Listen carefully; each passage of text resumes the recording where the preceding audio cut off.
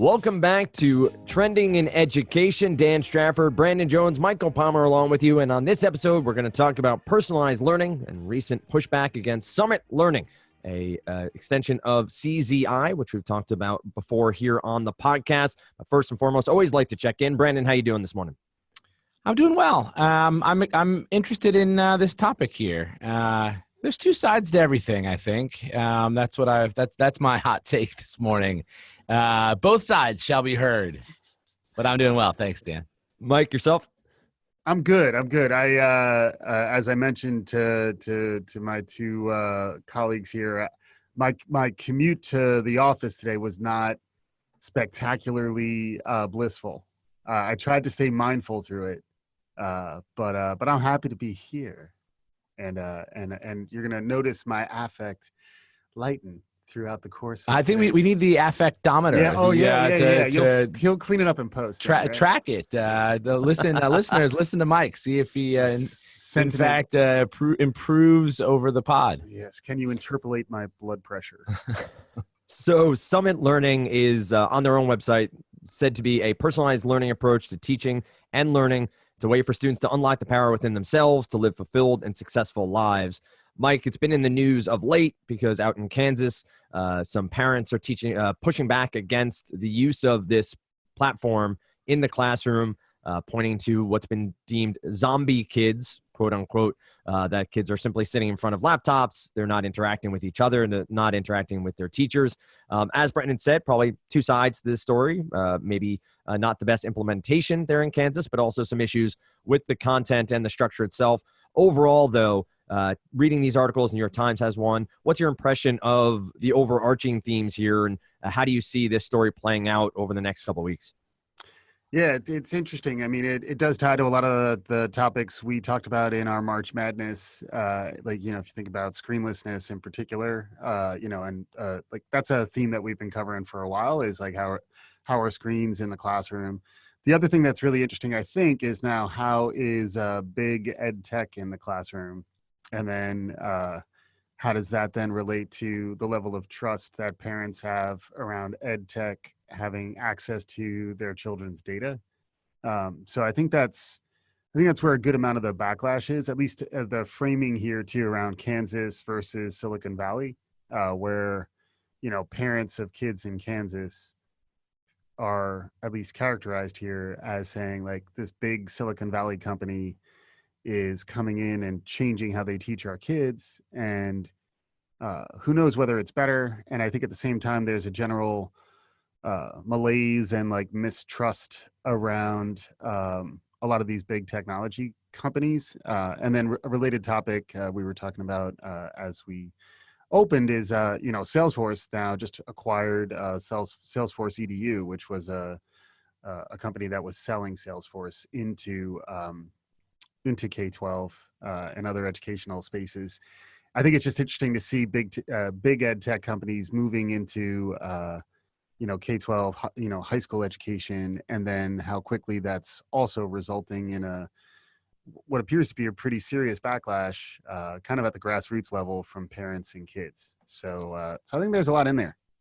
A lot to discuss, and also the idea of students' activation and students protesting in a way here we've seen across different campuses and schools throughout the country for different topics, something we can talk about as well. Now, Brandon, do you see a difference here between the district or the statewide implementation of something like Summit Learning compared to a teacher bringing technology into the classroom? Do you see a difference in how that might influence teacher reaction, parent reaction, and the overall student experience? Yeah, I think that's very different.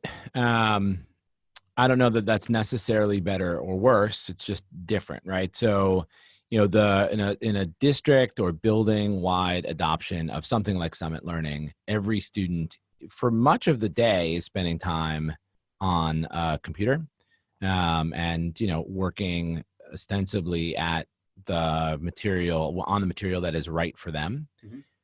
And that's good on paper, including like white papers about how learning actually works, and zone of proximal development, et cetera.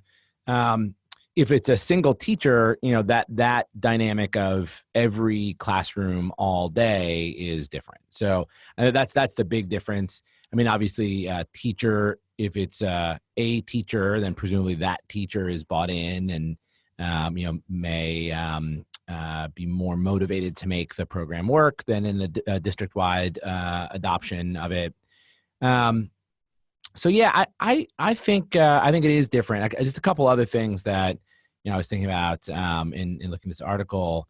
First you talk about protests in this New York Times article. Anyway, there was a sign, homemade sign outside a house in Kansas here. Stomachs are churning with Summit Learning. I thought that was pretty good. My take on this is that a lot of things don't work. Like just in K-12, right? So this may not be working.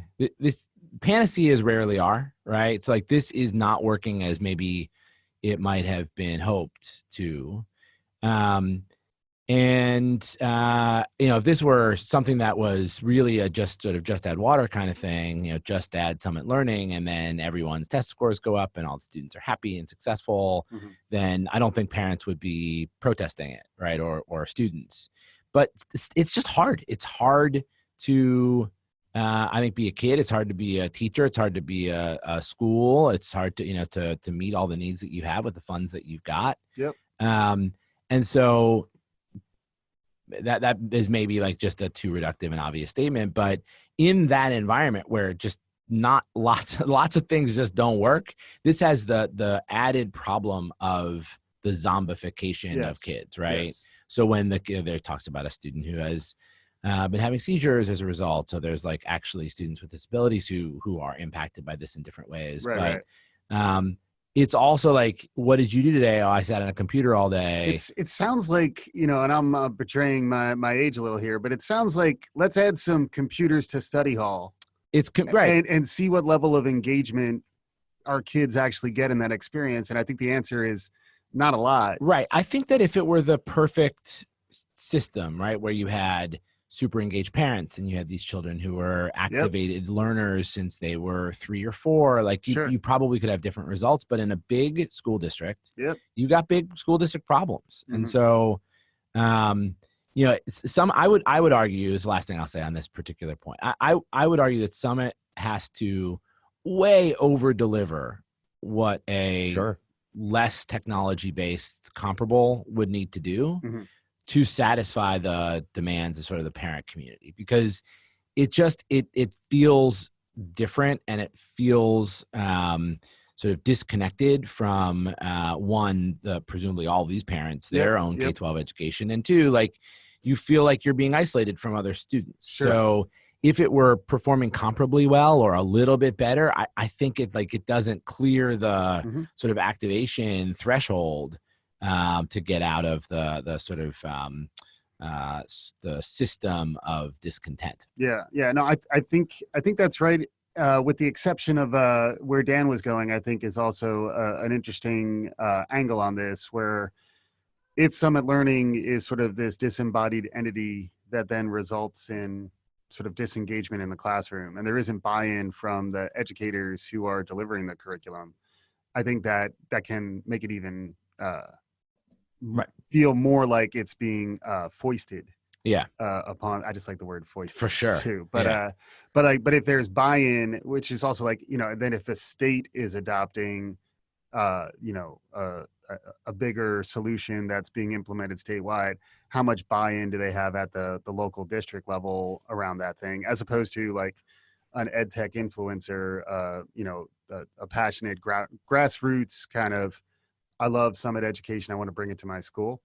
I think generally for that to sort of come from a bottom-up effort, there's probably going to be more community buy-in and more sort of engagement in the delivery. So I think there's an added problem with the way Summit is thinking about the transformation of the classroom, that I think could very easily turn it into like a glorified study hall, because you kind of, if Summit's pitch, and I don't know with what level of depth I can actually speak here, but I don't know how much their pitch is actually about how this is empowering educators. Like it feels more like the personalization is student and online, as opposed to we're empowering educators to deliver more compelling instruction to their students.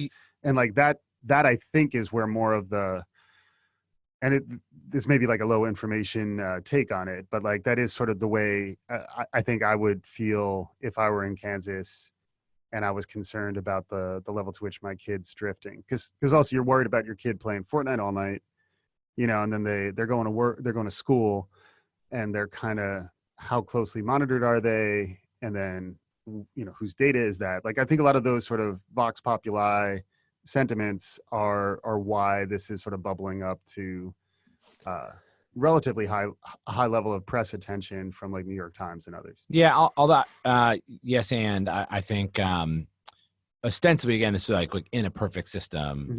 This system may be more perfect. Right. It does enable teachers to, instead of teaching to the middle, right, and sort of obviously there's differentiated instruction and good teachers aren't just sort of stage on the stage, lecturing to students, but there still is a lot of that in a lot of classrooms. And in theory, this allows teachers to go and walk around and monitor individual students and their progress. Guide on the side, baby. Guide on the side, right? So like I think I think Summit probably actually does pitch. Part of the pitch is that this is enabling educators. It's empowering educators. Right. I think that there's to the question that Dan asked that you're picking back up on. I mean, it's part of the model, and I'm in the same. I have the same level of education as you do. Never stopped this before. Yeah, but if the Summit program really needs sort of at least building wide adoption for it to work, I'm making air quotes here.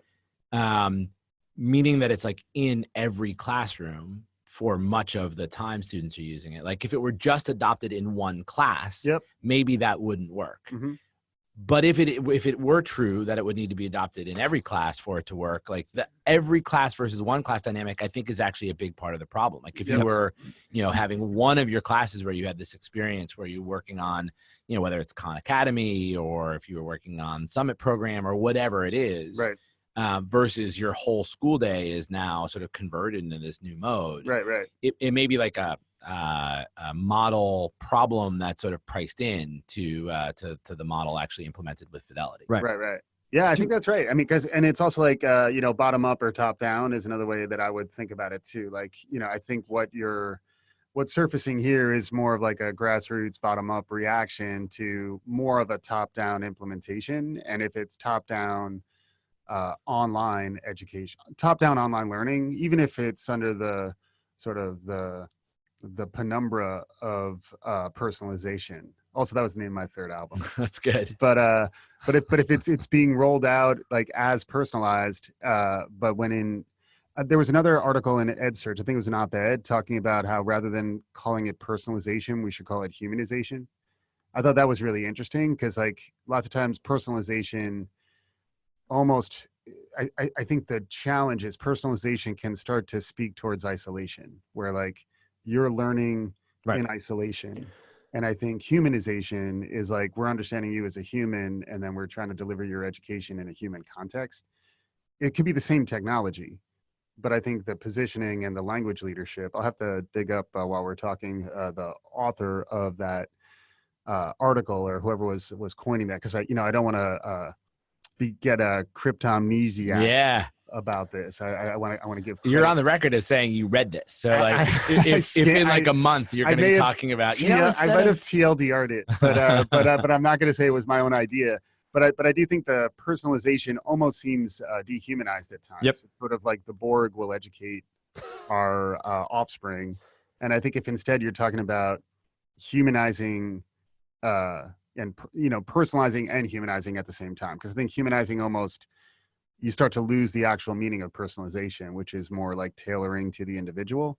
But I did like where they were trying to go there, where like, in an odd way, personalization is almost, for that to be isolating, in some ways can be, defeating the purpose if we want to educate a workforce who knows how to work well with others and has like high EQ, good empathy, all those kinds of things. So it's probably a little bit of a both end, right? Like, so these types of tools, I have no problem with these types of tools. I think they're great. I just think they're tools. Sounds like it.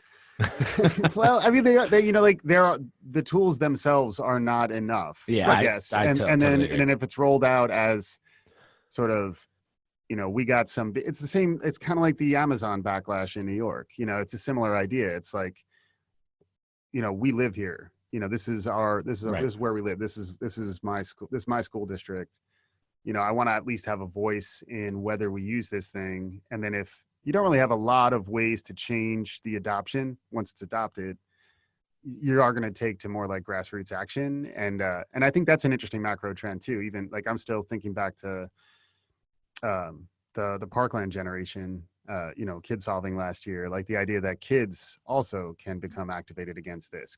Cause like, I think that is a new trend, which is going to make broad like edtech adoption trickier. Like I think the summit educations of the world are going to have to be more, sophisticated in how they get buy-in, for fear of getting bad PR and or like rejections, like what they had in Kansas. Well, yeah, it's hard.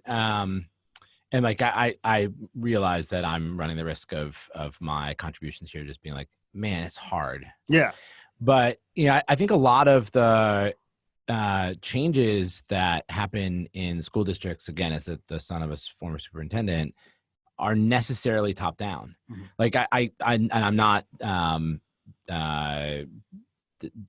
disparaging grassroots efforts. I think that they are very powerful, but like my dad, when he was a superintendent, built 3 new middle schools, right, in Euclid, Ohio. And they're awesome. Like it was cool. I got to go around, like wear a hard hat and like walk through the construction site as it was being built. But yeah, that's the thing where he had to raise money both from the city and then from the state. Yep. And, it displaced some students. Sure. Right. I think, now this is 5 years later. The school is very happy, the school system, but there were people who felt like they didn't have a say. Right. And, that's not a decision that kind of decision. And maybe similarly, just back to the topic at hand is, a district-wide implementation of something like Summit Learning is something you just can only do one way. And that's going to have some of the problems that you were just citing. I think that is, again, sort of priced into this kind of change, and that doesn't make it necessarily better. Yeah, I think the point might be that model may be flawed nowadays. I think is the other idea. So like it's a similar idea that's been coming up around mobility and smart cars and smart cities. So like if you just drop self-driving cars into a city without actually getting buy-in and coordination with the city, it's going to cause more problems than it will solve. Like it needs to actually be, there needs to be for it to be purely thought of as top down, I think is the problem that I don't see changing. Like you can't just be like, well, it sucks, you're in my district, my way or the highway, because then people will go to the highway and your district, I'm not saying your dad is a bad superintendent, but what I'm saying is more like, I think for someone to be a good superintendent or to manage at the district or the local level, they are engaged with the community and with the educators around whether it's building a school or adopting Summit or whatever.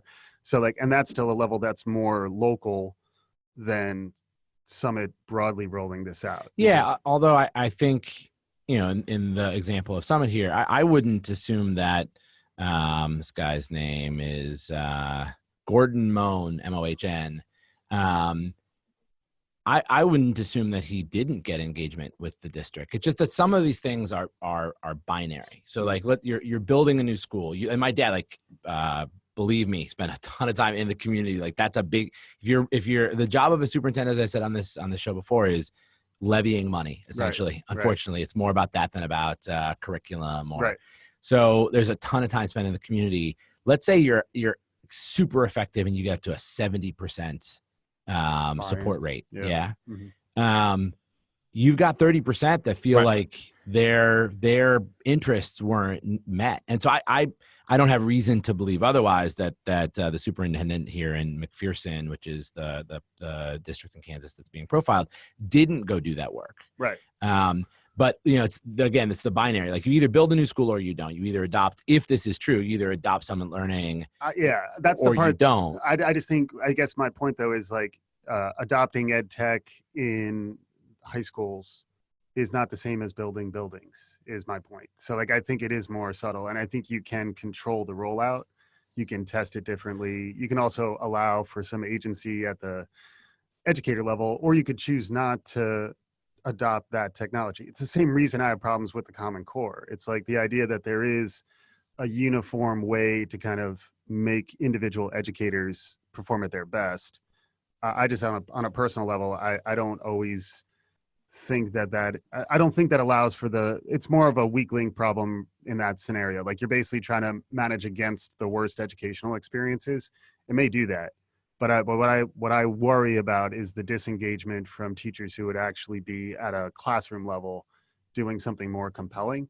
So that's where it's more the rollout. Like, and that's why I think ed tech is harder. That's why, like, I'm not sure how quickly ed tech will successfully scale into like high school education programs nationally. I think that's you're going to get a lot of pushback at the local level, even maybe at the superintendent level. Like, I think my question is more whether Summit and some of the CZI work, is it too massive and not local enough? And then is this reflective of that?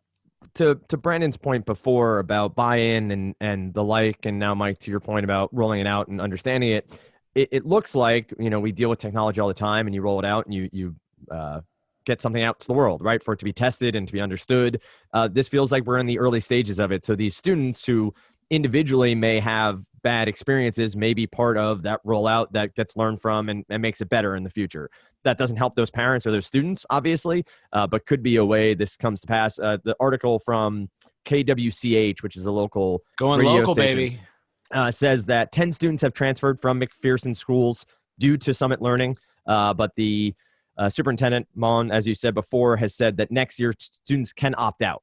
So now students will be able to opt out of the program in the classroom if they so choose.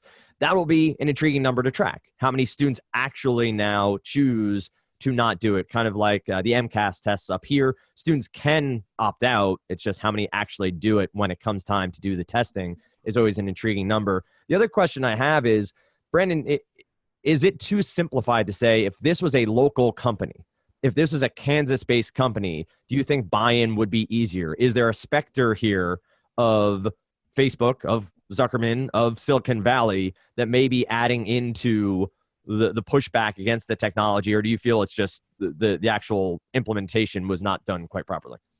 Yeah, I've for sure. That specter of Silicon Valley coming into, what do they know about Kansas, right? Right. Like, and I think that's more than just a specter. I think that's a real thing. Sure. I think it's chickens and eggs are probably not right. Although there's lots of those in Kansas, I would imagine. Sure. And everywhere. Brooklyn. Yeah. Yeah. Chicken grows in Brooklyn. Yeah. Was a great poem. It sure was. You kind of need scale. So CZI has given $99.1 million to Summit Learning. Yep. And, presumably that is used in providing the technology is free to districts. The Right. hardware isn't, but the technology is free, which is a huge sell. Like, Sure. the thing that districts, they got less money and more problems. Right. So, that's a big sell. And so I think it'd be hard for, the Kansas institutes to pull this together. Right. So, but I definitely think that is a big problem, or a big challenge. Mm-hmm. I think a question that I still have that's sort of lingering for me here is, what if, and just play make believe for a second, what if the implementation of this program were to be 50x as effective as some alternative, Mm-hmm. but it were to take 5 years to get there, where the educators who didn't like this self-selected out, Mm-hmm. and you were replaced by people who went there for a reason. And the families who were, so virulently against this went to different districts or to different buildings. Yep. And in those 5 years, you had like really bad experiences for families and students. Is that worse? And I don't actually know. I don't have a strong opinion on this. Like I could be convinced that's either better or worse. But some of these things, I think the measurement of their effectiveness is over a really long period, a period that's not going to be measured by any individual student's, K-12 experience, or certainly not for a 2 or 3 year period in a specific building. So I don't know how you like get over that hump and say, actually, school community, it's going to be bad here for like the entire time your kid is in middle school. But Brandon, isn't that the construction of a new school? Like it's happening here in town. To be local, the high school needs to be rebuilt. So there's going to be a segment of students, 3 to 4 years of students, who either are in trailers or are dealing with this shuffle. And I don't know it applies the same to technology, to Mike's point. I don't know if it's an apples to apples. I don't think it does. I mean, that just might be the takes, because I still think like I'm an adherent to like agile. I'm on the agile side of agile versus waterfall, and that's in software development. So like, if you basically say the only way we get this done is it's a 5-year development plan, and then 5 years from now it'll be better, and then let's hold hands and we're in this together for the next 5 years. I generally am skeptical about those. That's how you build buildings, though, those types. That is how you build buildings, but software development has shown, at least of late, that more effective software development adopts more agile practices. Although there is such a thing as water scrum fall, which is saying like, hey, you need a little bit of everything. But I do think it's risky to be like too rigid in the analogizing of physical to digital. Yeah, I'm not point. Right. Your point is well made and understood. I'm just making it to Dan so that he understands. But like again, and this is my make-believe world, like there is a possibility that for some district-wide implementation to be effective, it needs to be both district-wide and waterfall. Sure. And that's not the only way, maybe, but if there were something for which that was the only way, there would be.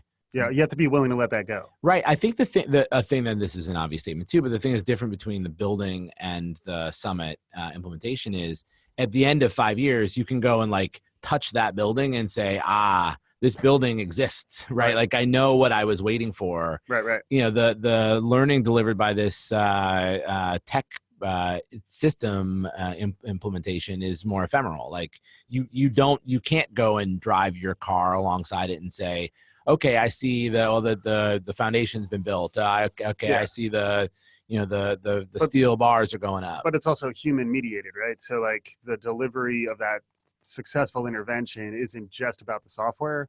And that's why for me, like without understanding how the software will interact with the humans in the classroom. Right. And without being able to iterate and because like they should be your first adopters who are testing the adoption with you, is more my point. And then what you're delivering 5 years from now is going to be very different. Hopefully, if you do it well, you'll be much better 5 years from now than you are when you release it. And then you also need to be like at the district, at the classroom level, even local level, you need to be able to treat these types of decisions as reversible too. Because otherwise, if you say, nope, we're going to decide right now, 5 years, it's going to be bad, but 5 years, go with God, and then it's really bad.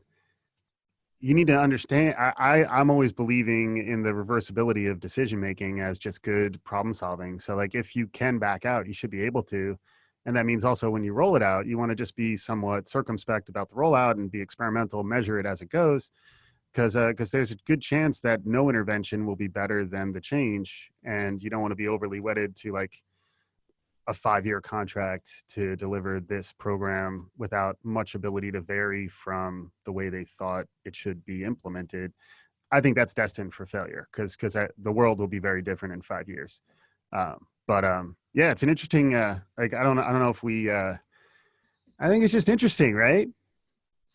I don't know that there are answers quite yet, but we'll track this story, track technology in the classroom, obviously, here on Trending in Education as the time goes on. If you see anything while you're listening to this, you want to share it with us, share it over on Twitter, @TrendingInEd, same on Facebook, or trendingineducation.com. We're with you every Tuesday morning with our regular episodes. We have extras released at the end of each week as well. Right now, focusing on The Citadel, which is our take on Game of Thrones. That's released at the end of each week. Thanks so much for listening. As always, let us know what you like and what you want to hear more of right here on Trending in Education.